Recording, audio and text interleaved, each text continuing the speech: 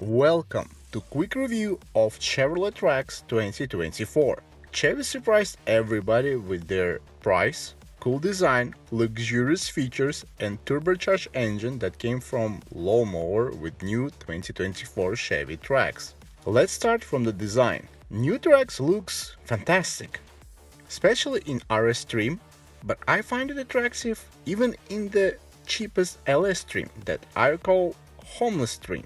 In base model, it doesn't look very cheap, it's not so horrible. Of course we have huge front grille, daytime LED lights, and all the lines in the front make car look sporty and more aerodynamic. Just like any new Chevy that came out previous 3-4 years, front is okay, it's good to look at and not ugly. But design at the back is questionable. It reminds me of Subaru or Toyota, and there's no originality in it. Chevrolet released that there will be available 5 trims: LS, 1RS, Active, 2RS, and LT.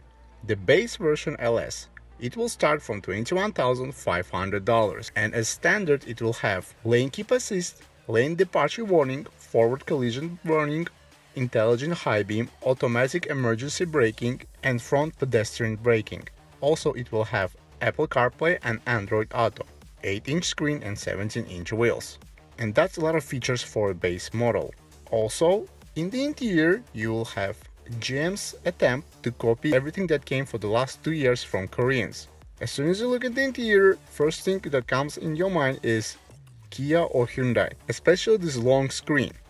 And even from this video I can tell that materials everywhere will be horrible, especially look at the door plastic. It looks like it was made from used condoms.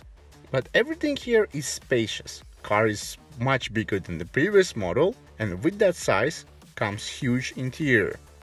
Interior does look nice and modern and futuristic, but you can sense that they copied everything from the Koreans.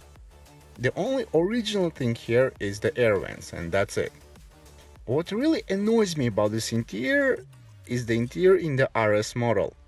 The name RS just really disappoints me because everybody knows that RS stands for Rally Sport, and there's nothing rally here and nothing sporty in this car, because under the hood we have suffocated 1.5 liter 3-cylinder turbocharged engine. It generates 137 brake horsepower and 220 Newton meters of torque. Together with 6-speed automatic transmission, it will reach 100 kilometers in unknown seconds. And really, I do not care how fast it is, because measuring or caring how fast this 3-cylinder turbocharged car from 0 to 100 km is as exciting as listening to the 3 hours lecture on penis dysfunction. In China, the Chevrolet Trax will have 1.5 liter 4-cylinder turbocharged engine with CVT gearbox. There is a rumor that Chinese version will have up to 170 brake horsepower. If the Chevy Trax will have up to 170 brake horsepower, then it will be not so boring.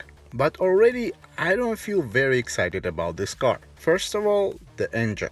I don't believe that it will do 100,000 kilometers without major issues, and I am absolutely confident that that turbocharger will not last 50,000 kilometers and will not deliver you the promised 137 brake horsepower after 50,000. And prepare your wallet to replace turbocharger or restore it close to 50,000 kilometers. For me, new Trax is one-time use car.